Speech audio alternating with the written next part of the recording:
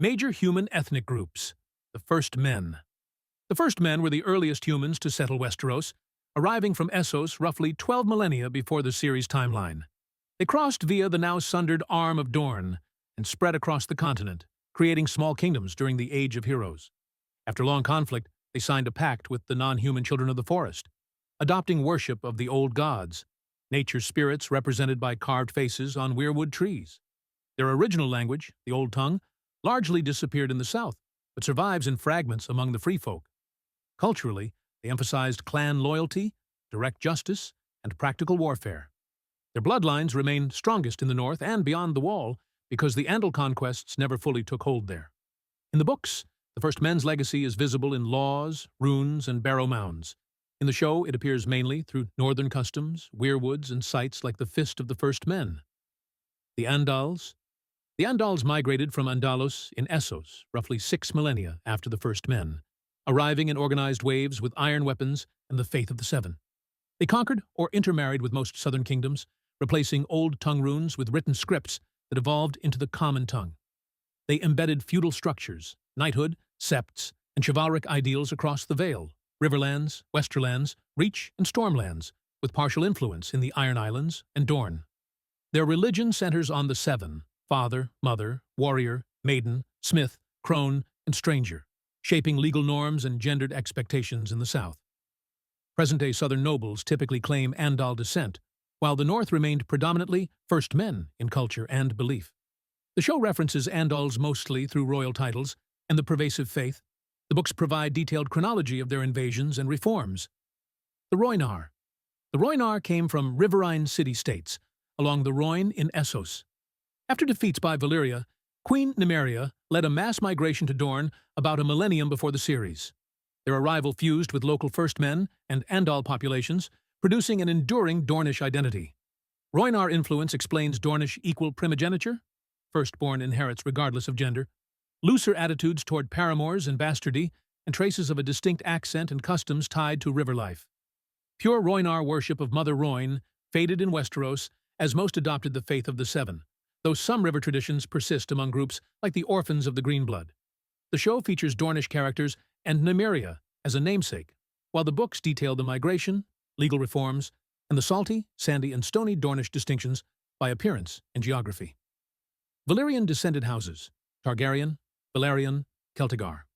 A small elite of Valyrian refugees settled at Dragonstone before the Doom, most notably House Targaryen, later joined by allied houses such as Velaryon and Celtigar.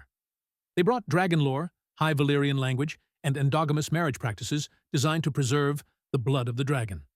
Physically, book depictions emphasize pale skin, silver gold hair, and purple or blue eyes. The show retains the hair, but not consistently the purple eyes. Culturally, they adopted the faith of the Seven for rule while maintaining family marriage exceptions condemned by that faith. Numerically, they never formed a mass population. Their impact is institutional. Dynastic rule, dragons, and Crownlands island holdings like Dragonstone and Driftmark. In the show, the focus is on the Targaryens and their dragons. The books elaborate broader Valyrian survivals and occasional political marriages into other great houses. Regional cultural groups. Northmen. The Northmen inhabit the vast northern kingdom between the Neck and the Wall. They retain the First Men's religion, legal customs emphasizing personal responsibility for justice, and a clan-based honor culture. Their geography, long winters, sparse settlements, and frequent threats from raiders in the far north produces a martial, pragmatic society that prioritizes loyalty to liege and kin over courtly display. Their speech, dress, and warfare are functional and conservative. Noble houses such as Stark, Umber, and Manderley administer large, thinly populated domains organized around keeps, forests, and ports like White Harbor. Crannogmen. The Crannogmen live in the Neck's bogs and floating islets. Their environment defines their warfare and subsistence. Ambush tactics, light weapons such as short spears and darts, poisons, and reed boats. Settlement patterns favor mobile, camouflaged dwellings rather than stone castles. Greywater Watch is elusive by design. They maintain old gods' worship and preserve oral lore about green seers and the children. Physically, they tend to be small and wiry, adapted to swamp travel. They owe fealty to House Reed, which intermediates between northern High Lords and the swamp clans. Free folk. The Free folk are First Men descendants beyond the Wall who reject feudal vassalage and hereditary kingship. Political organization is local, clans, villages, and warbands, with temporary unification under a king beyond the wall when survival or migration requires it. Religion follows the old gods. Material culture ranges from settled farming to nomadism and raiding, depending on microclimate. Subgroups include bronze-working Thens, cave-dwellers, Hornfoot people, and cannibal clans. Language is the common tongue with archaic forms. The old tongue persists in pockets. Resource scarcity produces bride capture customs, seasonal raiding, and acceptance of women in combat. Ironborn. The Ironborn of the Iron Islands center their identity on sea power, the drowned god, and the old way of reaving. Social status is tied to captaining ships and winning plunder. The iron price, taking by force, is valorized over the gold price, buying. Baptism by drowning and a priestly order known as drowned men structure religious life.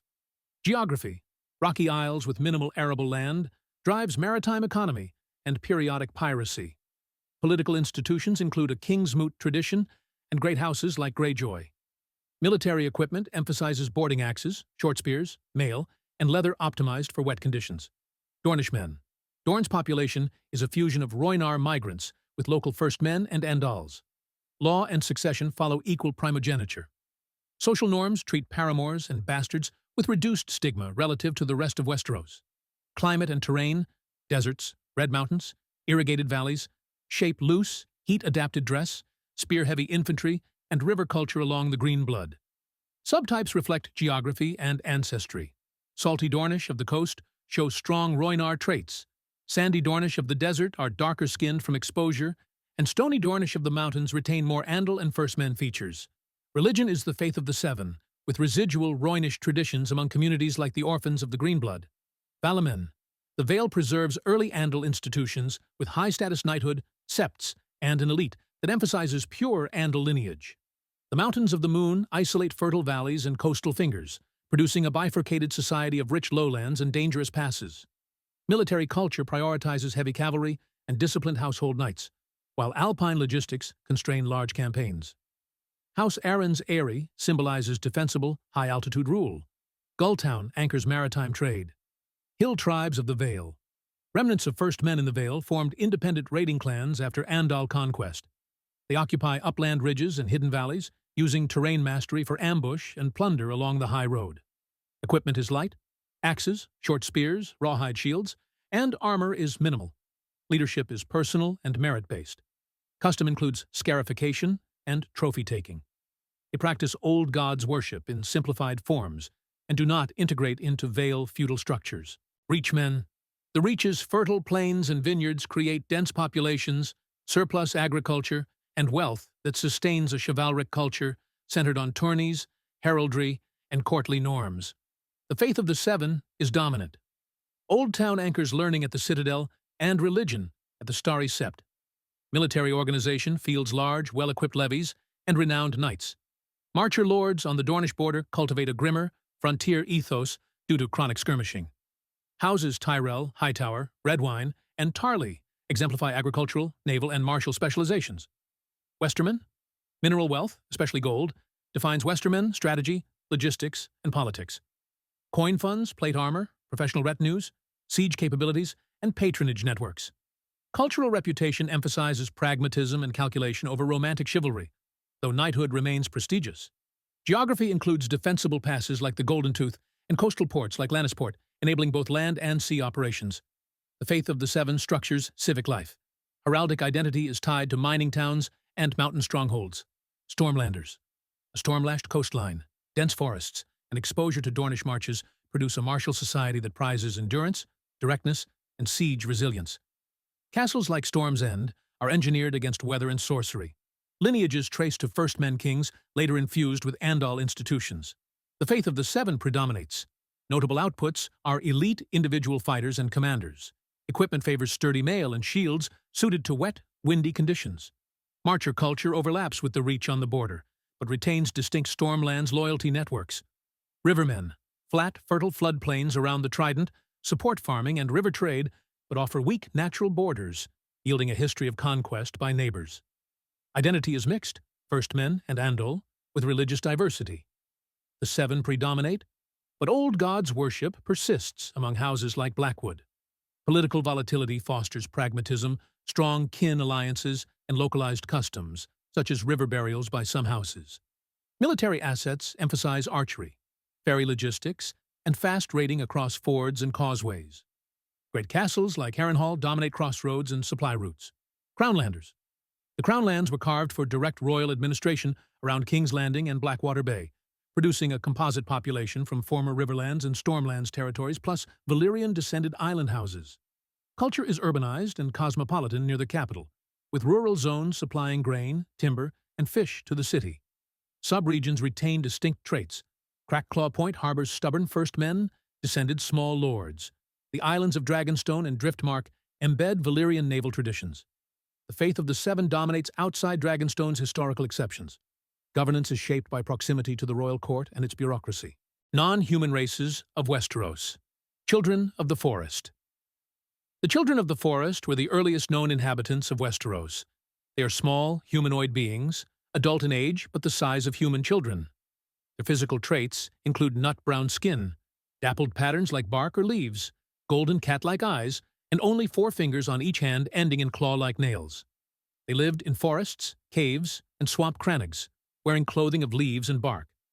They practiced advanced, nature-based magic. Their green seers could see through the carved faces of weirwood trees, send prophetic dreams, and influence animals. They fought long wars against the First Men before negotiating a pact that divided land and preserved sacred groves. Later, they joined with men to resist the White Walkers during the Long Night. Most Southerners believe they vanished or died out after the Andal invasion, which destroyed many of their groves, but some survived north of the Wall in hidden caves. In the books, they are depicted as alien woodland beings with no parallel in human culture. The show presented them in humanoid form, simplifying their design for live action. It also introduced the revelation that the children created the first White Walker by binding a man with dragon glass magic, an origin that remains unconfirmed in the novels. Giants. Giants are towering, shaggy humanoids native to Westeros. In the books, they are described as ape-like, perhaps 12 to 14 feet tall, covered in long hair, with sloping brows and primitive features. They use mammoths as beasts of burden and fight with wooden clubs and stone tools. Giants lack metallurgy and live in caves or migrate across tundra. Their language is distinct and incomprehensible to most humans. They know a few words of Old Tongue but mostly communicate with roars and gestures. They are extremely strong but not numerous. Their population diminished over millennia of retreat before human expansion. By the time of the series, they survive only in the far north beyond the Wall. Southerners consider them extinct or mythical. In the show, giants like Wun are rendered with CGI, appearing more humanoid but still immense, wearing stitched hides and wielding massive weapons. Both books and show present them as formidable allies of the free folk when persuaded to march south. White Walkers. The White Walkers are an ancient race of ice entities from the farthest north, associated with the Long Night. Physically, book descriptions portray them as tall, eerily beautiful, and graceful, with armor that shimmers like ice and eyes of glowing blue. The show depicts them as corpse-like, gaunt, and demonic, with pale skin and white hair. They carry weapons of ice that shatter ordinary steel. Their defining power is the ability to raise the dead, creating wights that form vast armies. They bring unnatural cold wherever they appear. Fires extinguish, air freezes, and storms follow their advance. Their weaknesses are dragonglass and Valyrian steel, which cause their bodies to shatter. In the novels, their motivations remain enigmatic, and no individual leader has been shown. In the show, a singular Night King is introduced, created by the Children of the Forest, and linked to all other White Walkers and Whites. When he is killed, all undead fall simultaneously. Their region of origin is the Land of Always Winter, an uninhabited polar expanse north of the known maps. In Westeros, south of the Wall, they were remembered only in legend until their re-emergence during the events of the series. But for every noble house and proud people, there are monsters lurking in the shadows. Let's meet the deadliest villains in Game of Thrones. Click on the video on your screen now.